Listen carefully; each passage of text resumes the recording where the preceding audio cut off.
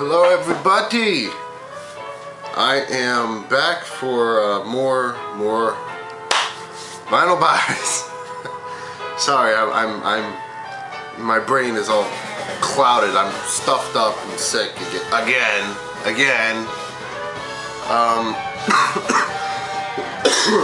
You know, nobody ever tells you, along with the joys of fatherhood, is the fact that whenever your baby gets sick, you're gonna get sick. Excuse me. So, yeah, I'm sick again, and my boss is not gonna like it, but fuck him. I'm not here to talk about that. What?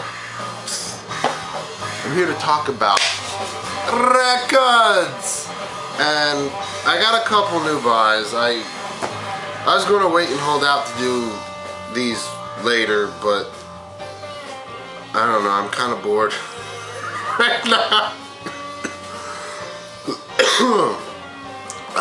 The wife and baby are away with the grandparents on another trip, and since I'm sick, I didn't go to work yesterday and I didn't go to work today. Probably go to work tomorrow. I feel kind of good actually, aside from, but let's jump into the music. Music. First thing that's up. Hopefully you can hear this magnificence in the background.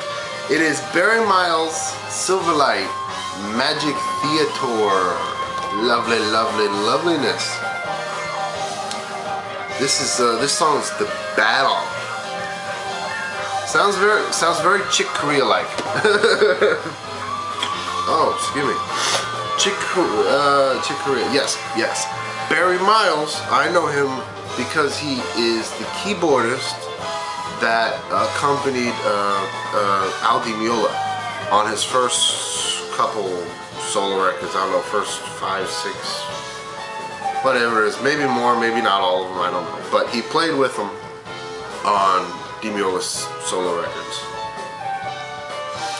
Amazing keyboardist, synthesizer player, Mini Moog. Love Mini Moog. Oh, I just love the Mini Moog. And when he goes away and he'll just jam with it. Just fucking love that. The two best songs are also the two longest songs, because he's just moving along with that. Moving along with that Mini Moog. Down to Mirth and Magic Theater, the namesake. Magic Theater, it's like it's just him doing a crazy Moog solo through like the entire song. It is just jamming heavy, and Down to Mirth actually sort of slowly kind of builds up until you just whapa at the end. And this record gets a little funky at times. Just overall killer fusion record. And I got this pretty cheap. I won it on eBay, sealed copy, for $2, $4 to ship, so $6 for a sealed copy. The price is right. Although, you know, fucking corner cuts. Always gotta do that. Fiona Apple. Love Fiona Apple. I think in my last video I was saying how I've been waiting for this one. The ridiculously named Fiona Apple record. The idler wheel is wiser than the driver of the screw, and whipping cords will serve you more than ropes will ever do. That is not a lullaby I would want to be in. I don't know what the hell she's talking about with that, but it just sounds demented. This record is utterly beautiful. I'm a Fiona Apple fan through and through. I have always loved her lyrics, even though half the time I haven't been able to understand what the hell she's trying to say. But she has gone off in a new direction on this record. It's very minimalist. One of the things I like so much about previous Fiona Apple records had always been the drums. She had always had these very powerful, you know, upfront drummers, percussion throughout most of her songs, and just the way that the drums would carry the song, and then she'd come in with something else, and there'd be like an extended musical interlude, you know, towards the end of a song or in the middle of one. I always really enjoyed that, on top of, well, Fiona herself and her lyrics. Always loved her lyrics. This record, The Idler Wheel, has no drums whatsoever. None. It has percussion, but no drums. You know, it's not like the hi-hat and, you know, the snare and you're doing the toms. And no, it's not like that. It is. How do you describe this record? It's mellow. It's jazzy at times. It's intense and overwhelming, beautiful. I can't get the right thoughts together to say exactly how this record is, because it's not something that you've necessarily heard a lot. The drums are almost gone. The songs are extremely minimal. There's weird loops, like in the place of doing, say, a drum or percussion. There's a couple songs where there's like field recordings of like somebody dragging their foot across concrete, and they'll loop it. It'd be like,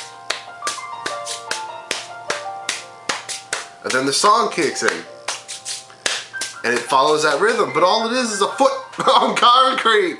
But just the way that they loop it, it's very interesting. And there's a couple songs, I can't remember the names, damn it, where they do that. Not just with that particular event, but like that. Very, very beautiful record. Lyrically, absolutely wonderful. Classic Fiona. Really, if you think about it, just musically, classic Fiona. But a very trim Fiona, because there's a lot that isn't on this record, but at the same time, there is a lot of experimentation that just, me, captivates me, and I can't, I'm just going to stop, because I could probably just keep mumbling on and on and on about this record, but I'm not going to. Fiona actually did the artwork for it too, which I thought was pretty cool. Very nice printed inner sleeve. 180 gram vinyl, and it comes with a download, but I haven't been able to get the download. It says there's an error or whatever every time I tried to go on the web page, and I had written, so you know, hopefully that can be resolved. I'll get it one way or another. Oh, this next record is very interesting. Joshua Stamper, Interstitials? What in the hell is that? I don't even know. I probably should have looked it up beforehand.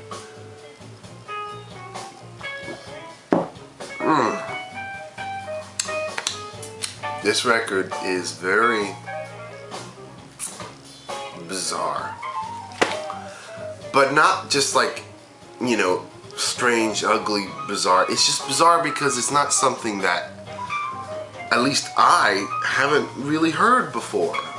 It's a Bandcamp find. I'll make sure to put a link for it. But when I had found this one, just the cover kind of caught my eye. I was randomly looking through things, and I clicked on it. And I'm playing the first song, and it just kind of comes on. I'm like, oh, okay. And And it just, like, it immediately just captivated me. And I went through the first song, got through the second song, and I sat there and damn near listened to the whole damn thing, just streaming it, before I realized, I was like, whoa. Have I really been just sitting here listening to this thing the whole time? Because most of the time, you know, I'll skip through and listen to a few things, be like, yeah, this is cool, and I'll just buy the record because I want to hear it when it comes as a record. But no, this thing just trapped me. It was like tunnel vision. Seriously, it was just, it's so interesting to me. And it's a little hard for me to describe. It's like, it's classical jazz, but with like a real pop sensibility. Oh geez, Joshua Stamper, who composes all the music, and he also sings and plays guitar.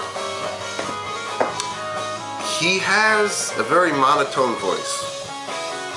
So he's just kind of like, his vocals, it's all just kind of the same thing, but it's not boring to me, because his lyrics are very interesting. They're playful at times, other times a little somber. They're extremely thoughtful. I love his lyrics. I'm not a lyrics guy either, so you know, it's interesting to me.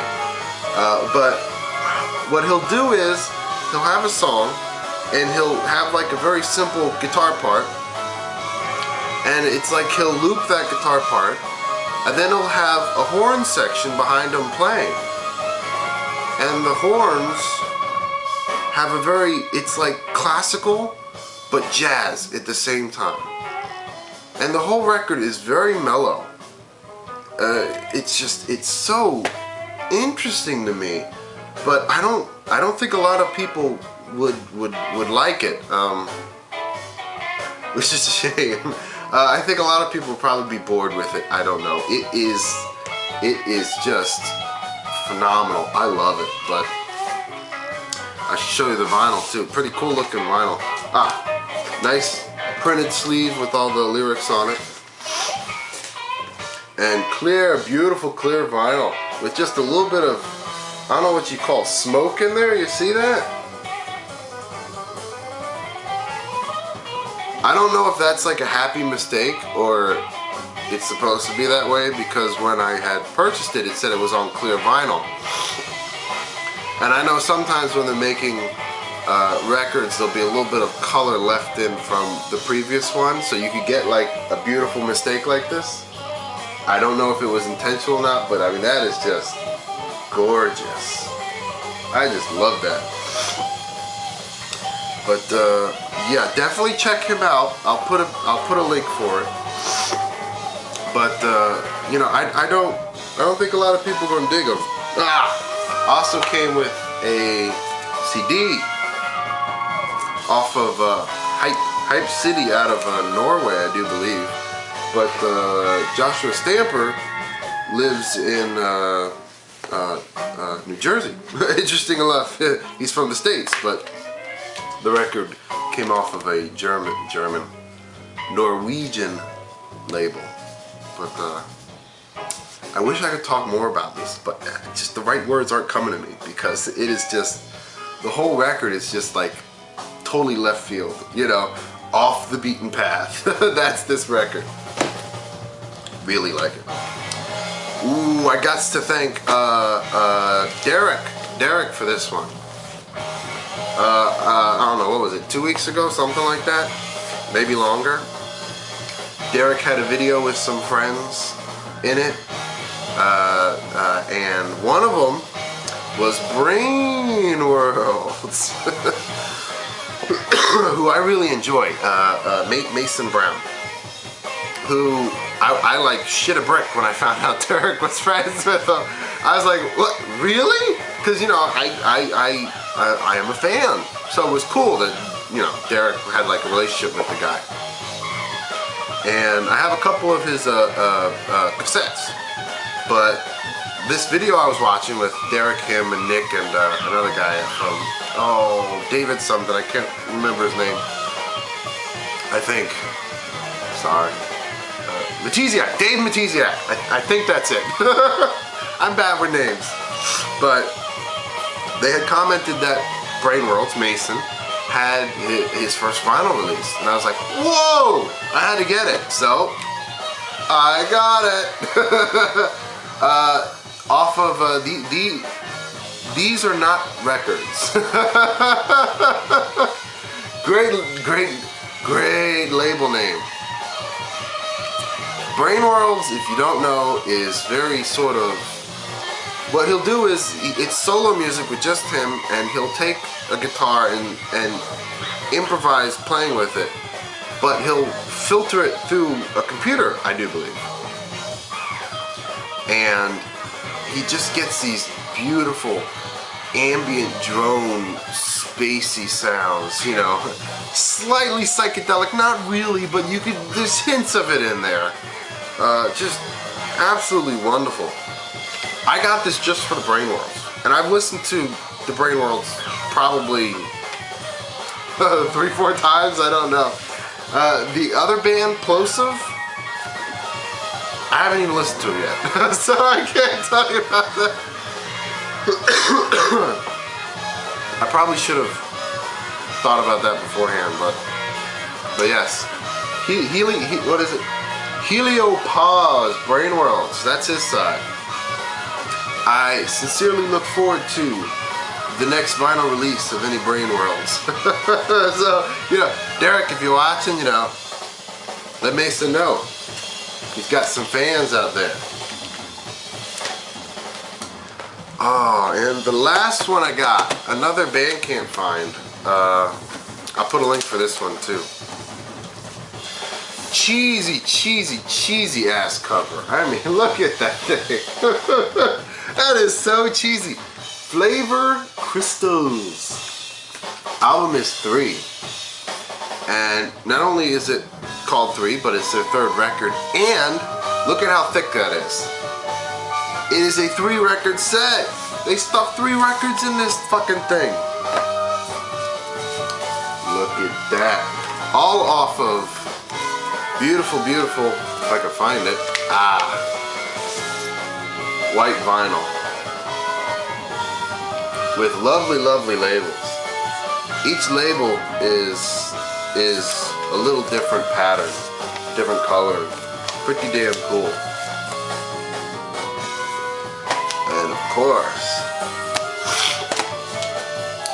this I listened to this, and it kind of, you know, I found it on Bandcamp. I'm looking around, and it intrigued me a little bit. But I was like, well, it's okay. You know, I really don't want to spend money for, you know, a 3-record set. But then I'm looking at the price, and I was like, oh wait, it's $20. $20 for a 3-record set? That's a steal! So I jumped on and got it. I mean, the price was right. I love finding things at the right price. Forgive me. But this record is very, how do you describe it? I guess you'd call it psychedelic. It's definitely a psychedelic record. But it's not like hard psych. It's very mellow overall. It is slow. Not boring. Definitely not boring.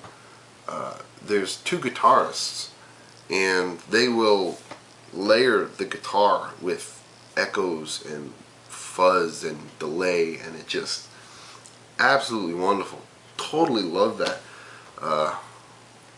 Music stopped. Sorry. I'll try to wrap this up quick. What was I saying? Oh yes. There's lots of little, like, minute and a half, 2-minute songs that are just sweet little sort of instrumentals. Then there are longer tracks that are, you know, 6, 7, 10-minute long tracks that have vocals.